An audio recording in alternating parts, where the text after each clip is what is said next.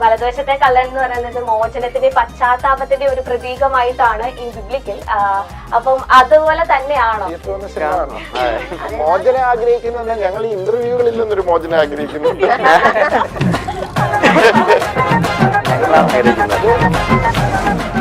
അല്ല, ഇത് ആക്ച്വലി അതാണോ ഒരു പ്ലോട്ട് എന്ന് പറയുന്നത്? ഒരു അത് മാവാം, അത് മാവ പറയാൻ പാടില്ല, അത് മാവാം. അതെ, എന്തോ പറയാൻ വേണ്ടി റെക്കോർഡ് ചെയ്തു. ഇപ്പൊ വിളിച്ച് പിന്നെ ഇതാണ് തന്നെ ഇന്റർവ്യൂവിന് വിളിച്ചാലോ സൂക്ഷിച്ച് കണ്ട് സംസാരിക്കണം. സസ്പെൻസ് എല്ലാം പോയില്ലേ? പിള്ളേര് ഒന്ന് രണ്ട് ചെറുപ്പക്കാരൊക്കെ ശരിയാ, ഞാൻ നുണക്കുഴി ചെയ്തു പറഞ്ഞു, സാറേ ഇങ്ങനത്തെ പടമൊന്നും ചെയ്തു, സാർ ത്രില്ലർ ചെയ്തു. അപ്പൊ ഞാൻ പറഞ്ഞു ഞാൻ ഇനിയും പടം ചെയ്യും അങ്ങനത്തെ. ഇപ്പൊ മോൻ അങ്ങനത്തെ പടാന്ന് മനസ്സിലാകുമ്പോൾ തിയേറ്ററിലേക്ക് വരാതിരുന്നാൽ മതി. കാരണം വെറുതെ എന്തിനാ അവന്റെ പൈസ കളഞ്ഞപ്പോ അവൻ ഡിസപ്പോയിന്റഡ് ആകുന്നത്. ഒരു വെടിക്കെട്ടാണ് വലതുവശത്തെ കള്ളൻ. അതും പ്രഷർ പറയട്ടെന്ന് പറയുന്നത് പറയാൻ പോയിട്ട് എനിക്ക് തോന്നുന്നു ജോൾസനാണോ? ചേട്ടന്റെ ഫസ്റ്റ് മൂവി കൂദാശയാണ് റൈറ്റിംഗ് ചെയ്തത്. അതും ഒരു ക്രിസ്ത്യാനിറ്റി ഒരു ടച്ച് വന്ന ഒരു വേർഡും കാര്യങ്ങളൊക്കെയാണ്. അടുത്ത സിനിമയിൽ ഞാൻ ക്രിസ്ത്യൻ ടൈറ്റിൽ അതിനൊരു ബാക്ക്ഗ്രൗണ്ട്, അങ്ങനെ ഒരു അവസരം കിട്ടുകയാണെങ്കിൽ അങ്ങനെ വേറെ ബാക്ക്ഗ്രൗണ്ട് ഒരു ചെറിയ ഓർമ്മിപ്പിച്ചത് നന്നായിരുന്നു. ഇഞ്ചി മൈ മീൽ പാർട്ട്ണർ.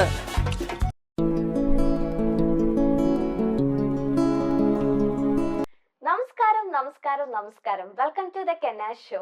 വലതുവശത്തെ കള്ളൻ എന്ന മൂവിയുടെ വിശേഷങ്ങൾ പങ്കുവെക്കാനായിട്ട് ഇന്ന് എന്റെ ഷോയിലുള്ളത് ഇതിന്റെ writer Dinu and director Jeethu sir and actors Leona and Gokul. നമസ്കാരം. Welcome to the show. എനിക്കറിയാം നിങ്ങൾ കുറച്ച് ടയേർഡ് ആണ്, ലാസ്റ്റ് ഇന്റർവ്യൂ ആണ്, പക്ഷെ കുഴപ്പമില്ല അല്ലെ, ഇതും കൂടെ കഴിഞ്ഞിട്ട് വീട്ടിൽ പോകുന്ന ഒരു എനർജറ്റിക് എനിക്ക് തോന്നുന്നു. അപ്പൊ ഫസ്റ്റ് ഇവിടെ തന്നെ തുടങ്ങാം അല്ലെ, റൈറ്റർ തന്നെ. സോ ഡിനു ചേട്ടന്റെ ഫസ്റ്റ് മൂവി കൂദാശയാണ് റൈറ്റിംഗ് ചെയ്തത്. അതും ഒരു ക്രിസ്ത്യാനിറ്റി ഒരു ടച്ച് വന്ന ഒരു വേർഡും കാര്യങ്ങളൊക്കെയാണ്. അപ്പൊ ഇതിലേക്ക് വരുമ്പോഴും അതേ വലതുവശത്തെ കള്ളൻ എന്ന് നമുക്ക് ഫസ്റ്റിലേ വരുന്നത് ക്രൂസിഫിക്കേഷൻ ഓഫ് ജീസസ് ക്രൈസ്റ്റിന്റെ വരുന്ന ആ ഒരു ലേഖനമാണ് നമ്മുടെ മനസ്സിലേക്ക് വരുന്നത്. അതെന്തുകൊണ്ടാണ് ഒരു ക്രിസ്ത്യാനിറ്റി? അടുത്ത സിനിമയിൽ ഞാൻ ക്രിസ്ത്യൻ ടൈറ്റിൽ ഇടില്ല, അതിനൊരു ബാക്ക്ഗ്രൗണ്ട്, അങ്ങനെ ഒരു അവസരം കിട്ടുകയാണെങ്കിൽ അങ്ങനെ വേറെ ബാക്ക്ഗ്രൗണ്ട് ഒരു ചെറിയ ഓർമ്മിപ്പിച്ചത് നന്നായിരുന്നു. അതെ, ഒരു ചെറിയൊരു ബിബ്ലിക് റെഫറൻസ്, അത് കഥയുടെ ഒരു ഘട്ടത്തിൽ അത് ആവശ്യം വന്നപ്പോൾ ഞാനത് യൂസ് ചെയ്തിരുന്നു. അത് പക്ഷെ ഭയങ്കര ലൗഡായിട്ടുള്ളത് ഇതല്ല. പിന്നെ അത് ആ ടൈറ്റിൽ എല്ലാവർക്കും ഇഷ്ടപ്പെട്ടു, ഇൻ ദ പ്രോസസ്. പിന്നെ അത് അങ്ങനെ സംഭവിച്ചു. ഞാൻ സാറിന്റെ അടുത്ത് പോയ സമയത്ത് ഞാൻ നേരത്തെ സൂചിപ്പിച്ചിരുന്നത് ഇത് സാറ് എപ്പോഴും സാറിന്റെ ടൈറ്റിലെല്ലാം ചെറിയ വാക്കുകളുണ്ടോ, ഊഴം, ദൃശ്യം, മെമ്മറീസ്, കൂമൻ, എല്ലാം ഒരു നേര്, എല്ലാം ഒരു വാക്കുകളിലാണ് സാറ്. അപ്പൊ ഞാൻ വലതുവശത്തെ കള്ളൻ ടൈറ്റിൽ അപ്പൊ ഞാൻ കുറെ വേറെ ചിന്തിച്ചു സാറിന്റെ അടുത്ത് പോയിപ്പോ, പക്ഷെ വേറെ കിട്ടിയിട്ടുണ്ടോ ഞാനപ്പോ ഞാൻ വിചാരിച്ചു ചിലപ്പോ സാറിന് അങ്ങനെ നമ്മളെന്തും പിടിക്കും. ലൈഫ് ഓഫ് ജോസൂട്ടി, അത് ലൈഫ് ഓഫ് ജോസൂട്ടി, അത് ഞാൻ വിട്ടു. Sorry, mummy and me. ഞാൻ പക്ഷേ ഞാൻ പണ്ട് ആ സമയത്ത് തുടങ്ങിയ സമയത്ത് ഡിക്റ്റേറ്റീവ് മമ്മി ആൻഡ് മീ പറഞ്ഞ ഇംഗ്ലീഷ് പേരുകള മൈ ബോസ്. അപ്പൊ അടുത്ത ദൃശ്യം വന്നു, അപ്പൊ അതങ്ങ് മാറി കിട്ടി. അപ്പൊ ഇങ്ങനെയൊക്കെ അങ്ങനെയൊന്നും ഞാൻ അതിലൊന്നും വിശ്വസിക്കുന്നു, ന്യൂമറോളജി അല്ലെ അതിലൊന്നും വിശ്വസിക്കുന്ന ഒരാളൊന്നുമല്ല. വലുതോ ചെറുതോ എന്നുള്ളതല്ല, കണ്ടന്റ് നന്നായിരിക്കും. ഇത് ഇപ്പം ഞാൻ ഇപ്പൊ സാറിനോട് ചോദിക്കുകയാണ്, ഇപ്പൊ ഈ വലതുവശത്തെ കള്ളൻ എന്ന് പറഞ്ഞപ്പോ ഇതില് വേറെ കുറെ കള്ളന്മാരുണ്ട്, ഇടതുവശത്ത് ഒരു കള്ളനുണ്ടോ എന്നാണ്. എല്ലാം കള്ളന്മാരാ, മനസ്സിലായോ? പിന്നെ അതിനകത്ത് വലതുവശത്തെ കള്ളൻ ഒരു പ്രത്യേകത ഉണ്ടെന്ന് മാത്രം. അതാണ് അത്. ആര് ക്വസ്റ്റ്യൻ അല്ല, വലതുവശത്തെ കള്ളന്റെ പ്രത്യേകത അറിയാലോ. അതിന്റെ ഒരു ചെറിയൊരു ഇതുണ്ട്, അല്ലാതെ കഥാപരമായിട്ട് ഇത് അതല്ല. അപ്പൊ അതാ പറഞ്ഞ അതിനെ കുറിച്ച് അങ്ങനെ പരാമർശിച്ചപ്പോ അത് പിന്നെ അത് പേരാക്കി അങ്ങ് ഇട്ടു എന്നുള്ളതേ ഉള്ളൂ. ഇപ്പം ഇതും ഒരു ത്രില്ലർ അല്ലെ ഒരു ക്രൈം ഡ്രാമ ത്രില്ലർ ജോണറിൽ വരുന്ന ഒരു മൂവി ആണോ ഈ വലതുവശത്തെ? ക്രൈം ഡ്രാമ ത്രില്ലർ നമ്മളെ ചുറ്റിച്ചു നടന്നിട്ട് നമ്മളെ പെടുത്തിയത് പേര് ഞാൻ പറഞ്ഞല്ലോ, എന്നെയാണ് നമ്മളെ എല്ലാരും ത്രില്ലർ എന്ന് പറയുമ്പോ ഞങ്ങൾ പറയും ഇമോഷണൽ ക്രൈം ഡ്രാമ എന്ന് പറഞ്ഞോണ്ടിരുന്നു. ഇതിപ്പോ ക്രൈം ഡ്രാമ ത്രില്ലർ എന്ന് പറഞ്ഞപ്പോ പിന്നെ നമ്മൾ സാഷ്ടാംഗം കീഴടങ്ങിയിരിക്കുന്നു. ഇത് ത്രില്ലർ ആണോന്ന് ഞങ്ങൾക്കറിയില്ല, എന്തായാലും ഇറ്റ്സ് എ ക്രൈം ഡ്രാമ, ഒരു ഇമോഷണൽ. അങ്ങനെ ബേസിക്കലി ഇത്രയേ ഉള്ളൂ നമ്മൾ പറയാൻ ഉദ്ദേശിച്ചത്. അങ്ങനെ ഒരു ട്വിസ്റ്റ് സസ്പെൻസ് ഒന്നും ഇല്ല, ഒരു ഇമോഷണൽ റൈഡാണ്. പക്ഷെ ഒരു ക്രൈമുണ്ട്, അതിനെ തുടർന്നുള്ള അന്വേഷണങ്ങളും അതിൻ്റെതായ എല്ലാ ഇൻട്രസ്റ്റിംഗ് ഫാക്ടേഴ്സ് ഒക്കെ അതിനകത്തുണ്ട്. ഈ ഒരു സ്റ്റോറി കേട്ടപ്പോ എന്ത് ഇമോഷൻ ആണ് ഫസ്റ്റിലെ മനസ്സിലേക്ക് വന്നത് ആസ് ആൻ ആക്ടർ എന്ന നിലയിൽ? ഇത് ചെയ്യണോ വേണ്ടയോ, പേടിയാണോ, ഇത് ചെയ്യണോ വേണ്ടയോ? ഇത് ഞാൻ റിവൈൻഡ് അടിച്ച് ആലോചിക്കട്ടെ എന്താ ആ സമയത്ത് വന്നേന്നുള്ളത്. ശ്യോ. അല്ല ഫസ്റ്റ് ജിത്തു സാറിന്റെ മൂവി എന്നുള്ളൊരു സാധനം തന്നെയാണ് വന്നത്. ആ സമയത്ത് കുറച്ചൊരു വലിയ ഗ്യാപ്പ് വന്നിട്ടുണ്ടായിരുന്നു. I was not doing movies. അപ്പോ സാറിന്റെ മൂവി വന്നപ്പോ ഐ വാസ് ലൈക്ക് ഓക്കെ, സാറെങ്കിലും വിളിച്ചില്ല. ഞാൻ വിചാരിച്ച ഇൻഡസ്ട്രി മൊത്തം തന്നെ മറന്നുപോയിരിക്കാം. അങ്ങനെ തോന്നിയിരുന്ന ഒരു ഗ്യാപ്പിലാണ് സാർ വിളിച്ചത്. സോ അതായിരുന്നു ഫസ്റ്റ് വന്നത്. ഓക്കെ, ഗോകുൽ ഫസ്റ്റ് ടൈം അല്ലേ ജിത്തു സാറായിട്ട് ലൈക്ക് ഒരു ക്യാപ്റ്റൻ അല്ലെങ്കിൽ ഒരു ശിഷ്യൻ എന്ന നിലയിൽ അപ്പൊ എങ്ങനെ ഉണ്ടായിരുന്നു ആ ഒരു എക്സ്പീരിയൻസ്? അടിപൊളി ഒരു എക്സ്പീരിയൻസ് ആയിരുന്നു. ഓരോ ഡയറക്ടേഴ്സിന്റെ അടുത്ത് പോകുമ്പോൾ നമ്മൾ ഓരോന്ന് പഠിക്കുക എന്നുള്ള രീതിയിലാണല്ലോ നമ്മൾ പോകുന്നതും. അപ്പോൾ അങ്ങനെ നോക്കുമ്പോൾ സാറിൻ്റെ കുറേ രീതികളും കാര്യങ്ങളും, സാർ എത്ര ഒരു ഫ്രീ ആയിട്ടും ആക്ടേഴ്സിൻ്റെ അടുത്ത് ഇൻപുട്ട് എടുക്കുന്നതും അങ്ങനെ ഓരോരോ കാര്യങ്ങളും നൈസായിരുന്നു. നല്ല കംഫർട്ടായിട്ട് വർക്ക് ചെയ്യാൻ പറ്റിയൊരു സ്ഥലമായിരുന്നു. നോട്ട് ചെയ്ത ഒരു പർട്ടിക്കുലർ കാര്യം എന്താണ്? എല്ലാവർക്കും ഒരു സ്പേസ് കൊടുക്കുക, ആർക്കും എന്തും പറയാനുള്ള സ്പേസ് കൊടുക്കുക എന്നുള്ളതാണ് എനിക്ക് തോന്നുന്നത് ഭയങ്കര ഒരു, അത് ആർക്കും അസോസിയേറ്റ്സിനും ആർക്കും അവരുടേതായിട്ടുള്ള അഭിപ്രായങ്ങൾ അവിടെ വന്നിട്ട് പറയാം. അത് സാറ് നോക്കിയിട്ട് സാറിന് ഇതാവോ ഇല്ലയോ എന്നുള്ളത് നോക്കിയിട്ട് സാർ അത് അതിനുള്ള ഡിസിഷൻ എടുക്കുക എന്നുള്ള. പക്ഷെ പറയാനുള്ള സ്പേസ് ഉണ്ടല്ലോ, അപ്പൊ നമുക്ക് ഈസി ആയിട്ട് പറയാൻ പറ്റുന്ന ഒരാളടുത്ത് നമുക്ക് എന്തും എന്താണ് അപ്പൊ അതാണ്. എന്തെങ്കിലും പറ്റിയോ പല്ല് സംസാരിക്കാൻ പിടിച്ചു രീതിയാണ്. ആണോ? ഓക്കെ. അല്ല തമാശ പറയുമ്പോ നല്ല ഫ്രീ ആയിട്ട് ഒരു പിടുത്തമുണ്ട്. അതാണ് നമ്മൾ ഇടയ്ക്ക് ഡബ് ചെയ്തപ്പോ ഞാൻ പറഞ്ഞില്ലേ പിടുത്തം, അവന്റെ ഒരു സംസാരിക്കുമ്പോ എനിക്ക് തോന്നിയില്ല. ഞാൻ ഓർത്ത് ഇപ്പൊ എന്തെങ്കിലും സംഭവിച്ചത്. പെട്ടെന്ന് ഞങ്ങൾ ഇവിടെ എന്തോ ഒരു സ്വകാര്യം പറഞ്ഞപ്പോ പെട്ടെന്ന് പുള്ളി ഒന്ന് പാനിക്കായി. ഞാൻ വിചാരിച്ച എനിക്കുള്ള എന്തോ ആയുധങ്ങളായിട്ട് വരികയാണോ എന്നുള്ളതായത്. ഇത് ഈ മൂവിയുടെ ലുക്കാണോ? അതെ, കുറച്ച് താടിയും കൂടി ഉണ്ട് ഈ മൂവിയില്. അതങ്ങ് കളഞ്ഞു അല്ലേ? ഓക്കെ. ആൻഡ് ജിനു ചേട്ടാ, ഇതിലേക്ക് ആസ് എ സ്ക്രിപ്റ്റ് വരുമ്പോഴത്തേനും എന്തൊക്കെ ബിബ്ലിക്കലായിട്ട് ഒരുപാട് പേർക്ക് ഈ ഒരു മൂവി കേൾക്കുമ്പോഴത്തേനും ഇപ്പൊ അതൊന്നും ഇല്ലെങ്കിൽ ബിബ്ലിക്കലായിട്ടൊന്നും ഇല്ലെങ്കിലും എല്ലാവർക്കും അങ്ങനത്തെ ഒരു തോട്ട് ഉണ്ട്, ഇതിനി ബൈബിൾ അടിസ്ഥാനമാക്കി അല്ലെങ്കിൽ അങ്ങനെ ബിബ്ലിക്കലായിട്ടാണോ ഇതിന്റെ ട്രാവൽ മൊത്തം പോകുന്നതെന്ന്. അങ്ങനെ ഈ നെയിം വെക്കുമ്പോഴത്തേനും എന്തെങ്കിലും ആശയക്കുഴപ്പം അങ്ങനെ എന്തെങ്കിലും വന്നിരുന്നു എപ്പോഴെങ്കിലും? ഇല്ല, കഥ വന്നതിന് ശേഷമാണ് പേര് വന്നത്. അതുകൊണ്ട് എനിക്ക് കുഴപ്പമുണ്ടായില്ല. ഇത് ശരിക്കും ഇവരുടെ, അതായത് ഈ സാം ആന്റണി, ഈ രണ്ട് കഥാപാത്രങ്ങൾ, ഇവരെ ചുറ്റുപറ്റിയുള്ള കുറച്ച് വേറെ കഥാപാത്രങ്ങൾ, ഇവരുടെ ഇമോഷൻസ് മാത്രമാണ് ബേസിക്കലി ഫോളോ ചെയ്തത്.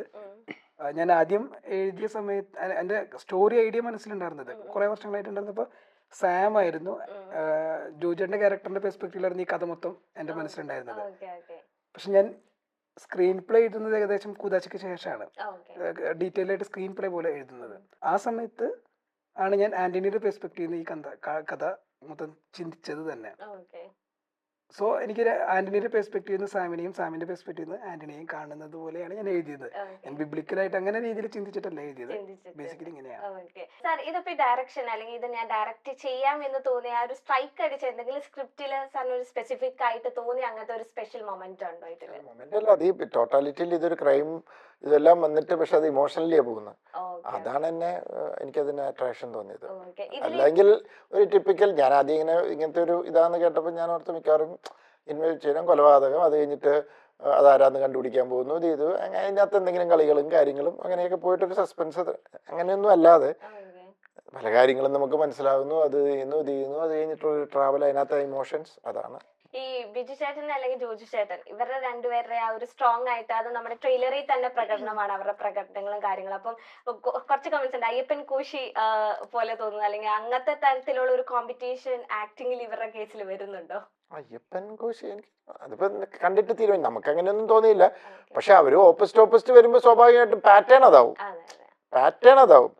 അത് ഇതിപ്പം അയ്യപ്പനും കോശിക്ക് മുമ്പും അങ്ങനത്തെ രണ്ട് നായകന്മാർ അങ്ങോട്ടും ഇങ്ങോട്ടും മത്സരിച്ച് വനിക്കുന്ന സിനിമകൾ ഉണ്ടായിട്ടുണ്ട്. ആ ഒരു പാറ്റേൺ ഫീൽ തോന്നുന്നതായിരിക്കും. പക്ഷെ കഥാപരമായിട്ട് അത് വേറെ ഇത് വേറെ, അത്രേ ഉള്ളൂ. ലിയോൺ ആൻഡ് ഗോകുൽ രണ്ടോരോട് ഒരുമിച്ച് ഞാൻ ചോദിക്കാൻ, ഇതിലെങ്ങനെ ഇമോഷണൽ അല്ലെങ്കിൽ ഇമോഷണലി ഡിമാൻഡിങ് ചെയ്യുന്ന അങ്ങനത്തെ ക്യാരക്ടർ ആണോ നിങ്ങളുടെ രണ്ടുപേരുടെ, അല്ലെങ്കിൽ സ്പെഷ്യൽ ആയിട്ട് എഫേർട്സ് എടുക്കേണ്ട ഒക്കെ ആവശ്യം വന്നിട്ടുണ്ടോ? എന്റെ ക്യാരക്ടർ ASI വിദ്യ എന്ന് പറഞ്ഞ ക്യാരക്ടറാണ്. അപ്പോ ബിജാടൻ ചെയ്യുന്ന CI ആന്റണി സേവിയർ എന്ന് പറയുന്ന കഥാപാത്രത്തിന്റെ സബോർഡിനേറ്റ് ആയിട്ട് വരുന്നതാ. അപ്പൊ മോസ്റ്റ്ലി ഇതില് ഇമോഷണൽ ആയിട്ട് കുറെ സംഭവങ്ങൾ എന്റെ ചുറ്റും നടക്കുന്നുണ്ട്. പക്ഷെ അതിനൊന്നും എന്താ പറയാ റിയാക്ട് ചെയ്യാനോ ശബ്ദം ഉയർത്താനോ ഉള്ളൊരു പവറിലുള്ള ഒരു പോലീസുകാരി അല്ല. സോ മോസ്റ്റ്ലി ഇന്റേണലൈസ് ചെയ്യണ മാതിരി തോന്നിയിട്ടുണ്ട്. പ്രതികരിക്കാൻ പറ്റാത്തതിന്റെ ഒരു നിസ്സഹായത ഈ ഒരു ക്യാരക്ടറിന് തോന്നിയിട്ടുണ്ട്. അതേ ഉള്ളൂ. അല്ലാതെ മെയിൻ പ്ലോട്ടിൽ വരുമ്പോൾ I am seeing these people, അവരുടെ ജേർണി, അവരുടെ ഇമോഷണൽ ഈ ടർബുലൻസ് ഒക്കെ കണ്ടു നിൽക്കുന്ന ഒരാളാണ്. പക്ഷെ ഒന്നും ചെയ്യാൻ പറ്റില്ല. I am also part of it സംഭവം എന്നുള്ള അങ്ങനത്തെ ഒരു ക്യാരക്ടർ. ആൻഡ് ഗൂഗിൾ ആടുജീവിതം കാണുമ്പോൾ തന്നെ നമ്മുടെ എല്ലാവരും മനസ്സിൽ അത്രയും എന്താ പറയുക എഫേർട്ടീവ് ആയിട്ട് എടുത്ത ഒരു ക്യാരക്ടർ ആയിരുന്നു ഗൂഗിളിന്റെ. അപ്പൊ ഇതിലേക്ക് വരുമ്പോൾ എങ്ങനെയാണ് ക്യാരക്ടർ ഷിഫ്റ്റിങ്ങും കാര്യങ്ങളൊക്കെ? ഫിലിപ്പ് എന്നുള്ളൊരു ക്യാരക്ടറാണ്, ആന്റണിയുടെ മകനാണ്. ഇവർ തമ്മിലുള്ളൊരു അച്ഛൻ മകൻ റിലേഷൻഷിപ്പും അതിൻ്റെ ഒരു ഡൈനാമിക്സും അതിൽ കൂടെ ഇവന് ഉണ്ടാവുന്ന കുറേ സാധനങ്ങളും ഉണ്ടാവുന്ന മാറ്റങ്ങളും അത് എനിക്ക് തോന്നുന്നു സിനിമയിൽ തുടക്കം മുതൽ അവസാനം വരെ ഐ തിങ്ക് നിങ്ങൾക്കത് ഫീൽ ചെയ്യുന്നുള്ളത് ആ ഒരു സംഭവം. പിന്നെ എല്ലാവർക്കും റിലേറ്റ് ചെയ്യാൻ പറ്റുന്ന ഒരു ക്യാരക്ടറായിരിക്കും. നമുക്ക് എല്ലാവർക്കും ഇത് സമൂഹത്തിൽ കാണാൻ പറ്റുന്ന, അല്ലെങ്കിൽ നിങ്ങളുടെ വീട്ടിലോ അവിടെ ഇവിടെയൊക്കെ കാണാൻ പറ്റുന്ന ഒരു 20-22 വയസ്സൊക്കെ ഉള്ള ഒരു പയ്യനായിരിക്കും ഇവൻ.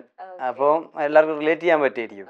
അപ്പോൾ അങ്ങനെ നല്ലൊരു എന്താ പറയുക, കുറേ അങ്ങനെ ഇവൻ്റെതായിട്ടുള്ള കുറേ ഇമോഷണൽ ഇതൊക്കെ ഉണ്ട്, ഇവൻ്റെതായിട്ടുള്ളൊരു സാധനങ്ങളുണ്ട്, ഒരു മാറ്റങ്ങളൊക്കെ ഉണ്ട്. അപ്പോൾ അതൊരു നല്ലൊരു ജേണി ആയിരുന്നത്. ഗൂഗിളാണോ സെറ്റിൽ ഏറ്റവും ചെറിയ ആള്? അല്ല, ഒരു കുട്ടികളൊക്കെ ഉണ്ടായിട്ടുണ്ടാവില്ല, കുട്ടി അഭിനയിച്ചിട്ടുണ്ടാവില്ലേ? ഒന്നാമത് ഞങ്ങക്ക് കോമ്പിനേഷൻ ഇല്ല. കോമ്പിനേഷൻ ഇല്ല. ഇല്ല. നിങ്ങൾ കണ്ടപ്പോ ഞാൻ ഓർത്തു അതെ അതെ ഞങ്ങക്ക് കോമ്പിനേഷൻ ഇല്ല. എനിക്ക് ജോജാനായിട്ട് കോമ്പിനേഷൻ ഇല്ല. ഇല്ല ഒന്നുമില്ല. കുട്ടികളൊന്നും ഇല്ലല്ലോ. നിങ്ങളുടെ ആ ഒരു സിംഗും വൈബും കണ്ടപ്പോ ഞാൻ ഓർത്തു നിങ്ങൾക്കായിരിക്കും ഏറ്റവും കൂടുതൽ കോമ്പിനേഷൻസും അത് കാര്യങ്ങളും. ഇന്റർവ്യൂല് ഒരുമിച്ച് അഭിനയിച്ചു. ഞങ്ങൾ ഒരുമിച്ച് ഒരു 10-20 ഇന്റർവ്യൂ അഭിനയിക്കുന്നു. 10-20 ഇന്റർവ്യൂ അഭിനയിച്ചു. അതിന്റെ ഒരു സെറ്റ് വെച്ച് ഗൂഗിളിനെ കണ്ടിട്ടേ ഇല്ല. ഞങ്ങൾ നേരിട്ട് കാണുന്നത് തന്നെ എനിക്ക് തോന്നുന്നു ഒരു പ്രാവശ്യം നമ്മൾ കണ്ടിട്ടുണ്ട്. പിന്നെ ഇന്നലെയൊക്കെ മര്യാദയ്ക്ക് കാണും. അച്ഛനും മകനുമായിട്ടുള്ള ഇഷ്യൂസ് വീടും അതും അങ്ങനെയല്ലേ. ഇത് പോലീസ് സ്റ്റേഷനിൽ വേറെ കേസല്ലേ. ഇവിടെ പുള്ളി പോലീസ് സ്റ്റേഷനിലും അവിടെ അച്ഛനും മകൻ എന്നുള്ള രീതിക്ക് അങ്ങനെ ഫോണിൽ സംഭാഷണം കേൾക്കുന്നു, അങ്ങനെയൊക്കെയുള്ളൂ, കാണുന്നില്ല ഈ ക്യാരക്ടർ. ഇതിൽ ആരാണ് മോചനം ആഗ്രഹിക്കുന്നത്? അല്ലെങ്കിൽ നമ്മുടെ ഈ വലതുവശത്തെ കള്ളൻ എന്ന് പറയുന്നത് മോചനത്തിന്റെ പശ്ചാത്താപത്തിന്റെ ഒരു പ്രതീകമായിട്ടാണ് ഇൻ ബിബ്ലിക്കൽ. അപ്പം അതുപോലെ തന്നെയാണോ ഇതൊരു മോചനം ആഗ്രഹിക്കുന്ന അല്ലെങ്കിൽ ഒരു പശ്ചാത്താപിക്കുന്ന ഒരു രണ്ട് വ്യക്തികൾ? അല്ലെങ്കിൽ തിയേറ്ററിൽ വന്ന സിനിമ കാണണം. മോചനം ആഗ്രഹിക്കുന്ന ഞങ്ങൾ ഈ ഇന്റർവ്യൂകളിൽ നിന്നൊരു മോചനം ആഗ്രഹിക്കുന്നുണ്ട്. ഞങ്ങളാണ് ആഗ്രഹിക്കുന്നത്. അത് നമുക്ക് നിങ്ങൾ തിയേറ്ററിൽ വന്ന് കാണുക. അത് എന്താണുള്ളത് ഇതിനകത്ത് ആരാണ് ഇത് ഇങ്ങനെ അങ്ങനെയൊക്കെ എടുത്ത് ചോദിച്ചാൽ ഓരോന്ന് പറയാൻ തുടങ്ങിയ പിന്നെ അതിന്റെ രസം പോയില്ലേ. അല്ല, ഇത് ആക്ച്വലി അതാണോ ഒരു കോർ പ്ലോട്ട് എന്ന് പറയുന്നത്? ഒരു അതും ആവാം. അത് മാവ പറയാൻ പാടില്ല, അത് മാവാം. അതെ, എന്തോ പറയാൻ വേണ്ടി റെക്കോർഡ് ചെയ്തു. ഇപ്പൊ പുള്ളിക്ക് പിന്നെ ഇതാണ് തന്നെ ഇന്റർവ്യൂവിന് വിളിച്ചാൽ സൂക്ഷിച്ച് കണ്ട് സംസാരിക്കണം. സസ്പെൻസ് എല്ലാം പോയില്ലേ?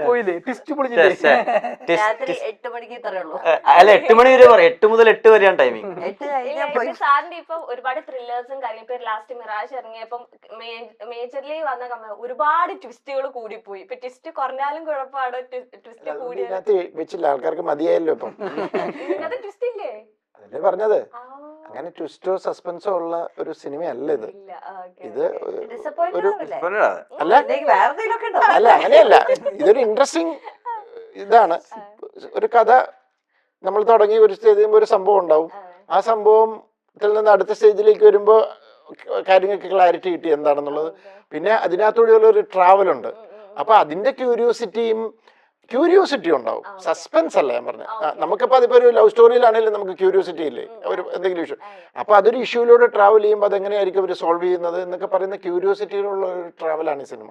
പക്ഷെ ഇതിന്റെ ഒരു പശ്ചാത്തലം ക്രൈമും ഒക്കെ ഉള്ളതുകൊണ്ട് സ്വാഭാവികമായിട്ട് ഇതിന്റെ ട്രെയിലർ കാണുമ്പോൾ ഒരു സസ്പെൻസ് ത്രില്ലറിന്റെ ഫീല് വരുന്നുണ്ട്. അത്രേ ഉള്ളൂ. അതുകൊണ്ടാണ് നമ്മളത് എടുത്തു പറഞ്ഞത്. ഓക്കെ. അല്ല ഇപ്പൊ ഞാൻ ബേസിക്കലി ഇപ്പൊ മിറാഷ് ഇപ്പൊ ഇറങ്ങി കഴിഞ്ഞപ്പോഴത്തേനും ഇപ്പൊ സാറിന് ഒരുപാട് പേര് പറഞ്ഞ കാര്യമാണ്, ഒരുപാട് ട്വിസ്റ്റ് കൂടിപ്പോയി, അല്ലെങ്കിൽ എന്താ പറയാ നമ്മൾ ചിന്തിക്കാത്ത കുറെ കാര്യങ്ങൾ വന്നു അങ്ങനെയൊക്കെയാണ്. അപ്പൊ ഞാൻ കേട്ടത് തിരിച്ച് അവര് ചിന്തിച്ചത് തന്നെ വന്നു എന്നുള്ളതായിരുന്നു അവരുടെ പ്രശ്നം. അതായത് ബേസിക്കലി അതിനകത്ത് കുറെ ട്വിസ്റ്റ് ഒന്നും വന്നു പറഞ്ഞില്ല. ബേസിക്കലി ഞങ്ങൾ അതിനെ കൺസീവ് ചെയ്തത് മിറാഷ് എഫക്റ്റ് ആയിരുന്നു.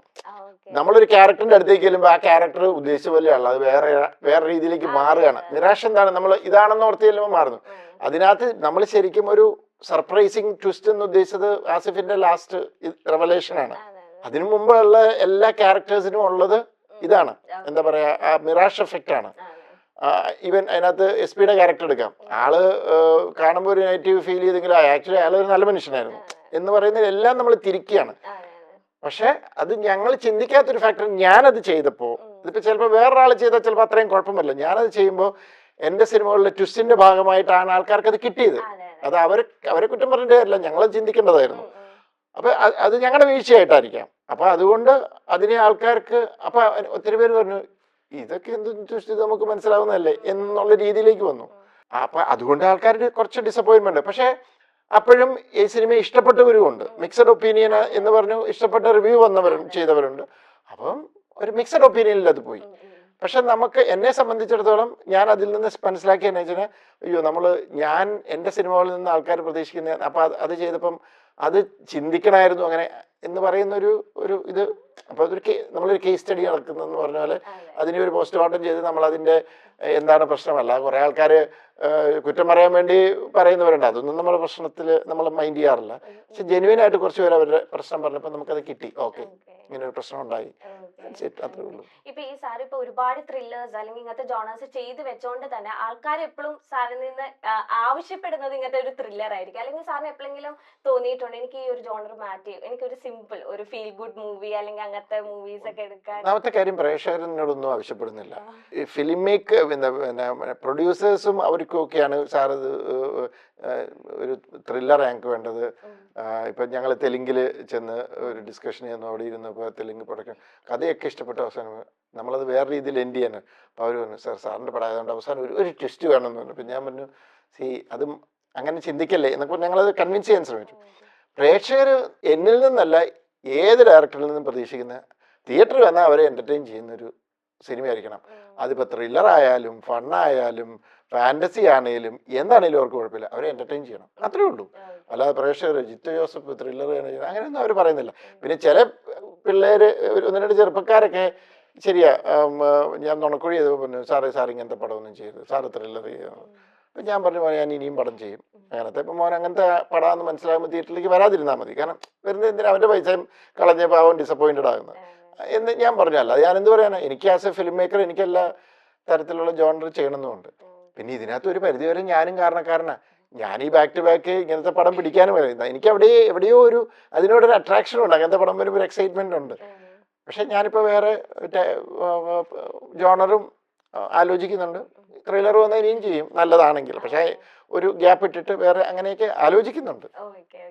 ആൻഡ് ഇതിന് സ്ക്രിപ്റ്റ് ചെയ്ത് എന്തെങ്കിലും റിയൽ ഇൻസിഡന്റ് ആയിട്ട് എന്തെങ്കിലും സാമ്യോ അല്ലെങ്കിൽ അതിൽ എന്തെങ്കിലും എടുത്തിട്ടുണ്ടോ ഇതില്? ഇല്ല, ഞാൻ ചിലപ്പോ സിറ്റുവേഷൻ ചില സാഹചര്യങ്ങളിലൊക്കെ നമ്മൾ റെഫറൻസുകൾ എടുത്തിട്ടുണ്ടാവും. പക്ഷെ അതിനെ കുറിച്ച് കൂടുതൽ ഇപ്പൊ ഞാൻ പറയുന്നില്ല സിനിമയില്. റൈറ്റർ ആകെ കുറച്ച് അല്ലേ, കുറച്ച് മാത്രം. ഈ ജിത്തു സാറിന്റെ അടുത്ത് കഥ പറയാൻ ചെല്ലുന്നത് എങ്ങനെയാണ്? ലൈക്ക് ഭയങ്കര നറേറ്റീവ് സ്റ്റൈലുള്ള ഒരു റൈറ്റർ ആണോ ചേട്ടൻ? എങ്ങനെയാണ് ഒരാളെ കഥ പറയുന്നത്? ഞാൻ ഏകദേശം ഒരു വർഷം മുമ്പാണ് സാറിനെ ഞാൻ മീറ്റ് ചെയ്യുന്നത്. 1.5 വർഷമായിട്ടുണ്ടാവും. 1.5 വർഷം. അപ്പോൾ ഞാൻ സാറിന് വീട്ടിൽ പോയിട്ടാണ് കഥ പറയുന്നത്. സാറുണ്ടായിരുന്നു, സാറിന്റെ ഫാമിലി ഒരുമിച്ച് എല്ലാവരും. ലിൻഡ ചേച്ചി ഉണ്ടായിരുന്നു, കറ്റീന ഉണ്ടായിരുന്നു, കാത്തി ഉണ്ടായിരുന്നു എന്ന് തോന്നുന്നു, എനിക്കത് ഉറപ്പില്ല. ഇവരിങ്ങനെ ഒരുമിച്ചിരിക്കുന്നു, ഞാനിവിടെ ഇരിക്കുന്നു. ഞാൻ ഡീറ്റെയിൽ ആയിട്ടാണ് ഞാൻ സ്ക്രീൻ പ്ലേ ആദ്യം തൊട്ട് ഇങ്ങനെ ഡീറ്റെയിൽ ആയിട്ട് തന്നെയാണ് ഞാൻ പറഞ്ഞ് കേൾപ്പിച്ചത്. സോ എക്സൈറ്റഡ് ആയിരുന്നു അന്ന്. കാരണം ഇവരെല്ലാവരും കൂടി കേട്ട് കഴിഞ്ഞപ്പോൾ സാർ പറഞ്ഞു അതിലൊരു ഇമോഷൻ സാറിന് ഇഷ്ടപ്പെട്ടു അതിൽ. കാരണം ഞാൻ നേരത്തെ സാർ പറഞ്ഞ പോലെ ഇതിലിങ്ങനെ ട്വിസ്റ്റ് ചെയ്യണമല്ല, അതിൽ ആ ഒരു ഇമോഷണൽ കുറച്ച് ഇൻസിഡൻസ് നടക്കുന്നുണ്ട്, അത് സാറിന് ഇഷ്ടപ്പെട്ടു. സാർ പറഞ്ഞു സ്ക്രീൻ പ്ലേ ഒന്ന് ഡീറ്റെയിൽ ആയിട്ട് വായിച്ചു കഴിഞ്ഞിട്ട് കംപ്ലീറ്റ് ആയിട്ട് മറുപടി തരാം. സ്ക്രിപ്റ്റ് വായിച്ചു കഴിഞ്ഞിട്ട് അപ്പോൾ സാറിൻ്റെ ഒരു ടീമുണ്ട്, അപ്പോൾ അവർക്കൊക്കെ സാർ അയച്ചു കൊടുത്തു. അതിനുശേഷമാണ് സാറ് എനിക്ക് തോന്നുന്നു എനിക്ക് ഒരാഴ്ചയ്ക്ക് ശേഷമാണ് സാറ് എന്നോട് വിളിച്ച് പിന്നെ പറയുന്നത് ഡിനോ ഒരു ഇൻട്രസ്റ്റിംഗ് നമ്മൾ വിൽ ഗോ ഫോർവേഡ് എന്നുള്ള രീതിയിൽ പറയുന്നത്. ഇഞ്ചി my meal partner. And Leona പറഞ്ഞതിന്റെ കാര്യം സാറെങ്കിലും വിളിച്ചല്ലോ, ഞാൻ ഓർത്ത് ഇൻഡസ്ട്രി എന്നെ മറന്നിരിക്കുകയായിരിക്കും എന്ന് പറഞ്ഞപ്പോഴാണ് സാറിന്റെ കോള് വന്നേന്ന്. ഇപ്പത്തെ ആ ഒരു ഇപ്പം എന്ന് വെച്ചാൽ ഒരുപാട് ആക്ടേഴ്സ് ഡെയിലി അല്ലെങ്കിൽ നമുക്ക് ഓരോ മൂവീസിൽ ഒരുപാട് പുതുമുഖ നടന്മാരെയും നടിമാരെയും ഒക്കെ കാണാൻ സാധിക്കുന്നുണ്ട്. അതുപോലെ തന്നെ കൺസിസ്റ്റൻസി അല്ലെങ്കിൽ സ്റ്റെബിലിറ്റി ഇപ്പൊ കുറെ പേരെ പേടിപ്പെടുത്തുന്ന ഒരു സംഭവമായിട്ടാണ് പലരും പറഞ്ഞു കേൾക്കുന്നത്. ഫോർ ലിയോണയ്ക്ക് എങ്ങനെയാണ് ആസ് എ ആക്ട്രസ് ഈ ഒരു ഇൻഡസ്ട്രിയിൽ മാക്സിമം എന്തൊക്കെ എഫേർട്സ് ആണ് ആസ് എ ആക്ടർ ഇടുന്നത്? എന്റെ വർക്കിൽ മാത്രമേ ഞാൻ എഫേർട്ട് ഇടാറുള്ളൂ, പുറത്ത് അങ്ങനെ എഫേർട്ട് ഇടല് കുറവാണ്. പക്ഷെ ഇത് ഇപ്പൊ പുതിയതായിട്ട് തുടങ്ങിയ ഒരു പ്രശ്നമൊന്നുമല്ല. ഈ ഇൻഡസ്ട്രിയുടെ ഒരു സ്വഭാവം അങ്ങനെയാണ്. ലൈക്ക് ഏത് കാലത്തും അത് അങ്ങനെ തന്നെയായിരുന്നല്ലോ. ജസ്റ്റ് ആയിട്ട് ഇപ്പൊ ആൾക്കാർ കൂടുന്നു, സിനിമകൾ കൂടുന്നു എന്നുള്ള കുറച്ചും കൂടി there are so many options. ഞാനില്ലെങ്കിൽ അവര് വേറെ ആളെ വെക്കും എന്നുള്ള കുറെ ഓപ്ഷൻസ്. അപ്പൊ ഞാനില്ലെങ്കിൽ വേറെ ആളെ വെക്കാൻ പറ്റില്ല എന്നുള്ള രീതിക്ക് നമ്മൾ വളരണം ആസ് എൻ ആർട്ടിസ്റ്റ് എന്നാണ് എനിക്ക് തോന്നിയിട്ടില്ല. You can be replaced. Leona അങ്ങനത്തെ ഒരു ആർട്ടിസ്റ്റ് ആവണം എന്ന് എനിക്ക് ആഗ്രഹമുണ്ട്. And that is my effort. അതല്ലാതെ അതിന് പുറത്തുള്ള എന്ത് എഫേർട്ടും I feel that's not the point എന്ന് എനിക്ക് തോന്നുന്നു personally. I can't work that way. അപ്പോൾ ആസ് എൻ ആർട്ടിസ്റ്റ് നമുക്ക് എന്തൊക്കെയാ വേണ്ടതെന്നുള്ളത് അത് നമ്മൾ പഠിച്ച് കുറച്ചും കൂടിയും അതിൽ ബെറ്റർമെന്റ് കണ്ടെത്താൻ ശ്രമിക്കുക. Try to be a better artist as you do each movie. അങ്ങനെയാണ് എന്റെ ഒരു രീതി. പേഴ്സണൽ കണക്ഷൻ ഉള്ള ഇപ്പം ജിത്തു സാറായിട്ട് നല്ല ബോണ്ടിങ് ഉണ്ട്. ഇപ്പൊ 12th മാൻ അല്ലെങ്കിൽ വേറെ മൂവീസ് അല്ലെങ്കിൽ മറ്റു ഡയറക്ടേഴ്സ് ഒക്കെ ആയിട്ട് പേഴ്സണലി ഒരു 2-3 മൂവി ചെയ്യുമ്പോൾ കണക്ഷൻസ് ഉണ്ട്. എന്നാൽ അവരുടെ ഒരു മൂന്നാമത്തെ കോള് വരുമ്പോൾ അങ്ങനെ കോൾ ചെയ്ത് ഇങ്ങനെ അവസരങ്ങൾ ചോദിക്കും. ലൈക് ചില ആർട്ടിസ്റ്റുകൾ പറഞ്ഞിട്ടുണ്ട് നമ്മള് ചോദിക്കണം, ചിലവർ അല്ലെങ്കിൽ ചോദിച്ചാലേ അത് കിട്ടും. ഞാനും കുറെ കേട്ടിട്ടുണ്ട്, കുറെ ആർട്ടിസ്റ്റുകൾ അങ്ങനെ ചെയ്യുന്നത്. ഇവൻ മമ്മൂക്ക അത് പറയുന്നത് ഞാൻ കേട്ടിട്ടുണ്ട്. പക്ഷെ അത് എനിക്ക് തീരെ പറ്റാത്തൊരു കാര്യം. അത് ഭയങ്കര ഓക്വേർഡ് ആണ്.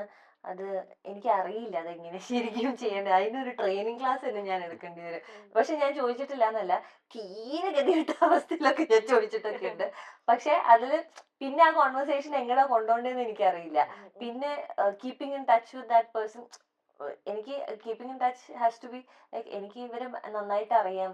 ഇതൊരു ഫ്രണ്ട് സോണിലൊക്കെ വന്നാലാണ് കീപ്പിംഗ് ഇൻ ടച്ച് ഹാപ്പൻസ്. അല്ലെങ്കിൽ എനിക്കത് professionally just because you need work ഒരാളുടെ അടുത്ത് കീപ്പിംഗ് ഇൻ ടച്ച് എനിക്ക് അത് തീരെ എനിക്കത് വരാത്തൊരു കാര്യമാണ്. അതപ്പോ ഞാൻ ഭയങ്കര ഓവർഡൂ ചെയ്യുന്ന മാതിരി തോന്നലുണ്ട്. പക്ഷെ അല്ലെങ്കിൽ ഇപ്പൊ എന്നെ അറിയുന്ന ഞാൻ വർക്ക് ചെയ്തിട്ടുള്ള ആൾക്കാർക്ക് എന്നെ അറിയാലോ. ഞാൻ വർക്ക് ചെയ്യുന്നത് എങ്ങനെയാണെന്ന് അറിയാം, ഞാൻ എങ്ങനെയാണെന്ന് അറിയാം. അതില് കുറച്ചുകൂടി ക്ലോസർ ആയിട്ടുള്ള ഒരു സർക്കിൾ ഉണ്ട്. ആ ഫ്രണ്ട് സോണിലുള്ള ആൾക്കാരുണ്ട്, അക്വൈന്റൻസസ് ഉണ്ട്. അങ്ങനത്തെ ആളുകളുടെ അടുത്ത് ഞാനിപ്പോ ലൈക്ക് അത് നാച്ചുറലി വരുന്നത്, വളരെ organically. If I feel like okay movie ഉണ്ട്, അവരുടെ ഒരു മൂവി ഇറങ്ങാൻ പോവാന്നെങ്കിൽ എനിക്ക് ഭയങ്കര എക്സൈറ്റ്മെന്റ് ആയിരിക്കും. ഇതൊക്കെ വളരെ ഓർഗാനിക് ആയിട്ടുള്ള പരിപാടികളാണ്. അതല്ലാതെ anything that is not organic feels very like too much for me. സാറിന്റെ കഴിഞ്ഞ ആസിഫിക്കയുടെ മിറാഷിൽ തന്നെ ആസിഫിക്കയുടെ പെർഫോമൻസ് കണ്ടിട്ട് സാറിന് കൺഗ്രാചുലേറ്റ് ചെയ്യണമെന്ന് മനസ്സിൽ തോന്നിയിരുന്നു, പക്ഷെ മറന്നുപോയി. അല്ലെങ്കിൽ ഞാൻ കൺഗ്രാചുലേറ്റ് ചെയ്യാൻ ബാക്കോട്ടാണ് അല്ലെങ്കിൽ കുറച്ച് പുറകോട്ട്, പക്ഷെ എന്റെ മനസ്സിലുണ്ട്, പുറത്തേക്ക് വരുന്നില്ല. അപ്പൊ ഇതില് ആരുടെ പെർഫോമൻസ് കണ്ടിട്ടാണ് ഇപ്പോഴും കൺഗ്രാചുലേറ്റ് ചെയ്യാൻ മറന്നു പോകാറുണ്ടോ? അത് ജനറലി എല്ലാവരുടെയും അതെ. ഇപ്പൊ എല്ലാ ആക്ടേഴ്സും അഭിനയിക്കുമ്പോൾ ഏതെങ്കിലും ഒരു പോയിന്റിൽ നല്ലൊരു ഇത് തരും. അതിനും ബാക്കിയെല്ലാം മോശമാണെന്നല്ല, നമുക്ക് പ്രതീക്ഷിക്കുന്നതിനേക്കാൾ മുകളിലുള്ള ഒരു സാധനം കിട്ടുക എന്ന് പറയും. അന്നേരം അതിനെ ഒന്ന് നമ്മളൊന്ന് അപ്രീഷിയേറ്റ് ചെയ്യാന്ന് പറഞ്ഞ ഇതുണ്ടല്ലോ, ആ സ്വഭാവം എനിക്കില്ല. അതാണ് ഒരു കുഴപ്പം.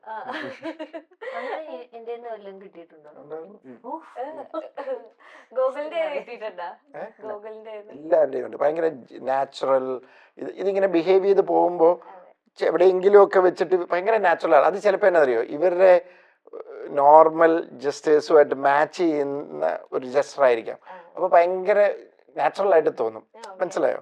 അപ്പൊ അങ്ങനത്തെ ചില ഇപ്പൊ ഈ ആസിഫിന്റെ ഞാൻ പറഞ്ഞത് വളരെ ഒരു സിമ്പിൾ റിയാക്ഷൻ ആണ്, പക്ഷെ അത് ഭയങ്കര റെസ്ക്യൂട്ടായിരുന്നു. എന്ന് പറഞ്ഞാൽ ഇവരുടെ ഒക്കെ ഉണ്ട്. എല്ലാവരും അഭിനയിക്കുന്ന ഏതെങ്കിലും ഒരു പോയിന്റിൽ ഇവരിങ്ങനെ വന്നിട്ട് ഇത് ചെയ്യുന്ന ഒരു റിയാക്ഷൻ എന്ന് പറയുന്നത് നാച്ചുറലി കാണും. അത് എല്ലാവർക്കും എപ്പോഴും എവിടെയെങ്കിലും ഒക്കെ കാണും. അപ്പൊ അത് അതിനൊന്ന് അപ്രീഷിയേറ്റ് ചെയ്ത് അത് അവർക്കൊരു ഇതാണ്. പക്ഷെ അങ്ങനെ എനിക്ക് അങ്ങനെ ഒരു സ്വഭാവമില്ല. ആൻഡ് ഗൂഗിൾ ഇതിൽ ആടുജീവിതം കഴിഞ്ഞിട്ട് ഇപ്പം വലതുവശത്തെ കള്ളം വരുമ്പോഴത്തേനും ഒരു പെർഫോമൻസ് ഓറിയന്റഡ് തന്നെ പ്രേക്ഷകർ പ്രതീക്ഷയാണ് ഗൂഗിളിന്റെ ഒരു ക്യാരക്ടറിനെ നോക്കി കാണുന്നത്. അപ്പം എങ്ങനെയാണ് പ്രേക്ഷകർക്ക് ആ നിരാശപ്പെടുത്താത്ത ഒരു ക്യാരക്ടറാണ് ഫിലിപ്പ് എന്ന് പറയുന്നത്? പ്രേക്ഷകർ കണ്ടിട്ടല്ലേ, ഇപ്പൊ സിനിമ കണ്ടിട്ട് പറയുന്ന പോലെ പ്രേക്ഷകർ കണ്ടിട്ടല്ലേ ഇതെല്ലാം. ഇവൻ തന്നെ ഇവന് മാർക്ക് ഇടുന്ന പോലെ. അതെ, അതിന് ബാക്കി കണ്ടിട്ട് പറയട്ടെ ആളുകൾ. എല്ലാം പ്രേക്ഷകർക്ക് വിട്ടുകൊടുത്തു. അത് അവനെങ്ങനെ പറയും, ഞാൻ ഗംഭീരമായിട്ട് ഇതിനകത്ത് അഭിനയിച്ചിട്ടുണ്ടെന്ന് പറയുമ്പോ പടം ഇറങ്ങിയിട്ട് താനാണോ എന്ന് പറയുന്നത്. എന്തിനാ അവൻ സൂപ്പർ ആയിട്ട് അഭിനയിച്ചു, ഞാൻ കണ്ടിട്ടില്ല. അല്ല സാർ, മറ്റേ ദേവിയുടെ സമയത്ത് അനശ്വരനെ കാസ്റ്റ് ചെയ്യുമ്പോൾ ആ ഒരു ഏജ് കാറ്റഗറിയിൽ പെട്ടെന്ന് മുഖങ്ങളൊന്നും വരുന്നില്ല, അല്ലെങ്കിൽ ഈ ഏജ് കാറ്റഗറിയിലുള്ളത് ആരാണ്, ഞാൻ ലാസ്റ്റ് ഗൂഗിളിൽ സെർച്ച് ചെയ്ത് അങ്ങനെ നോക്കാറുണ്ട്. അപ്പൊ എങ്ങനെയാണ് ഇവരുടെയൊക്കെ പ്ലേസ്? ഇപ്പൊ ഗോകുൽ എന്ന് പറയുന്ന ആടുജീവിതത്തിലൂടെ നമുക്ക് എല്ലാവർക്കും ഫെമിലിയർ ആയത്, അപ്പൊ ഗോകുലിന്റെ ആ ഏജിലുള്ള ക്യാരക്ടർ പെട്ടെന്ന് തന്നെ ഗോകുലിന്റെ ഇമേജ് മനസ്സിൽ വന്നത് എങ്ങനെയാണ്? പ്രശ്നം എന്താണെന്നറിയോ, എനിക്ക് പ്രത്യേകിച്ചുണ്ട്, നമുക്ക് മറന്നുപോകും. ഇപ്പൊ നമ്മളൊരു ലീഡ് ക്യാരക്ടേഴ്സ് ചെയ്യുന്നവരല്ലാതെ ഇങ്ങനെ ഒത്തിരി ഫേസസ് നമുക്ക് അറിയാം, മറന്നുപോകും. ചിലപ്പോൾ ചില സിനിമയുടെ കാസ്റ്റിംഗ് എല്ലാം കഴിഞ്ഞിട്ട് നമ്മൾ ചിലപ്പോൾ അവരുടെ ഒരു മെസ്സേജോ ചിലപ്പോൾ അവർ ഏതെങ്കിലും ഒരു സിനിമ കാണുമ്പോൾ അയ്യോ ഈ പുള്ളിക്കാരത്തി ഉണ്ടായിരുന്നു, പുള്ളിക്കാരത്തി വിളിക്കായിരുന്നല്ലോ, ഇങ്ങനെയൊക്കെ പറ്റിയിട്ടുണ്ട്. അപ്പം അതുകൊണ്ട് വെച്ചാൽ നമ്മൾ ടീമിനോട് പറയും ഫുൾ ലിസ്റ്റ് എടുക്കുക, നമുക്ക് ഈ ഒരു ഏജ് ഗ്രൂപ്പിലുള്ള നമുക്ക് ഈ ക്യാരക്ടറിന് പറ്റിയ ലിസ്റ്റ് എടുക്കാൻ പറയും.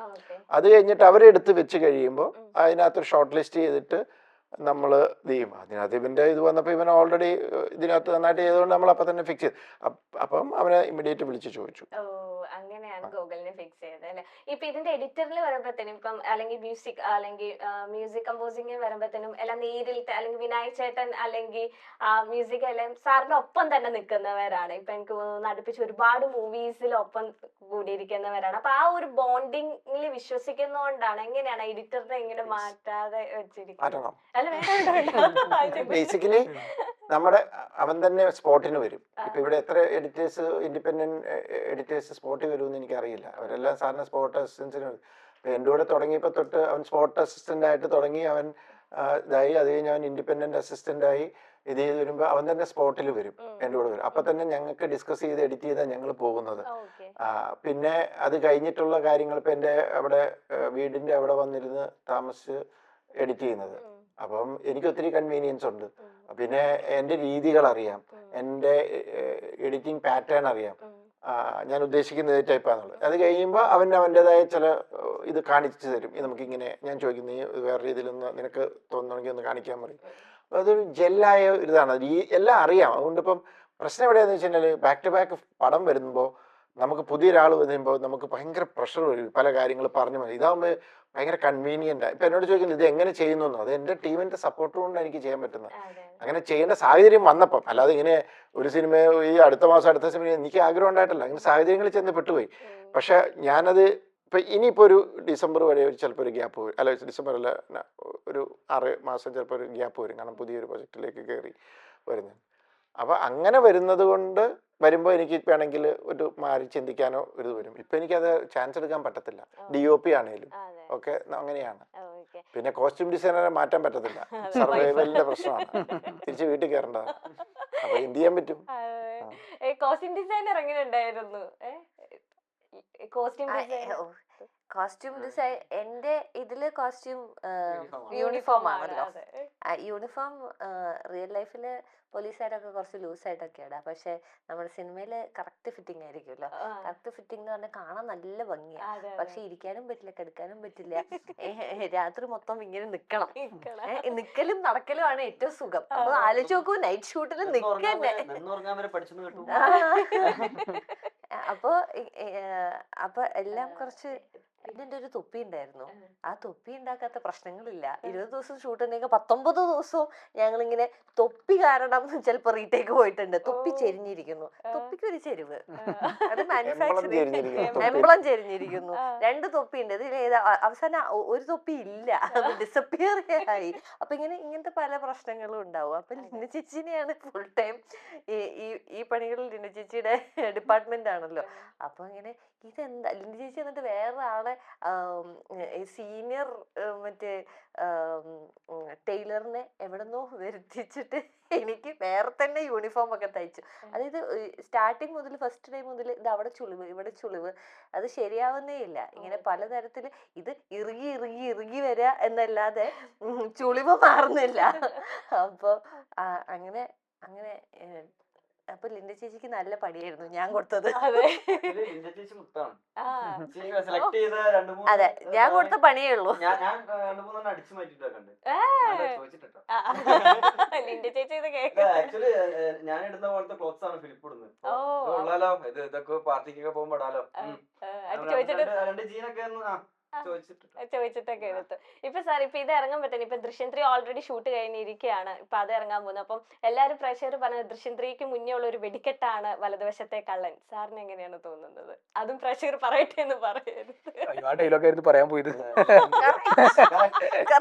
എനിക്ക് തോന്നി അത് അല്ല ഇപ്പൊ എല്ലാ അതങ്ങനെ അവരാരും സിനിമ കണ്ടിട്ടില്ല. പിന്നെ അവരെങ്ങനെ വെടിയില്ല, അത് രൂഹം അവരുടെ ആഗ്രഹം പറയുന്നതല്ലേ. കാണുമ്പോഴാണ് എല്ലാരും ഈ ഇത് എനിക്ക് വെടിക്കെട്ടാണോ ഇതാണെന്നല്ല, ഇതൊരു നല്ല സിനിമയാണ്. നിങ്ങളൊരു വെടിക്കെട്ട് അതെ, ഒരു വെടിക്കെട്ടാക്കുക, അത്രേ ഉള്ളൂ. അത് എനിക്ക് അത്രേ പറയാനുള്ളൂ. അപ്പൊ ജാനുവരി 13-ന് ഈ മൂവി റിലീസ് ആവാൻ പോകുന്നത്. 30th ആണോ? ഓക്കെ ഓക്കെ, 13th കഴിഞ്ഞു. ആ ശരിയാണല്ലോ, ജാനുവരി 13 കഴിഞ്ഞു. ഇല്ല ഇല്ല ഇല്ല, ഇന്ന് 19th. ഓക്കെ ഓക്കെ, ഇന്ന് 19 അല്ലേ? അത് കറക്റ്റ് അല്ലേ? ജാനുവരി 30th ആണ് ഈ മൂവി റിലീസ് ആകാൻ പോകുന്നത്. അപ്പം എന്താ പറയാ, ഞങ്ങൾ എല്ലാവരും വലതുവശത്തെ കളഞ്ഞു വേണ്ടി വെയിറ്റിംഗ് ആണ്. പിന്നെ ഇതിന്റെ ബാനർ ആയാലും Jeethu Joseph and Leona and Gokul and Lena ചേച്ചി പോയോ? ലെന ചേച്ചി മുങ്ങി. നിങ്ങൾ ഇവിടെ ആക്കി. ഇപ്പൊ ലെന ചേച്ചി ഒരുപാട് ആക്ടേഴ്സും കാര്യങ്ങളൊക്കെ ഉണ്ട്. അപ്പൊ ഞങ്ങൾക്ക് എല്ലാവരും വെയിറ്റ് ചെയ്തിരിക്കുകയാണ്. Thank you.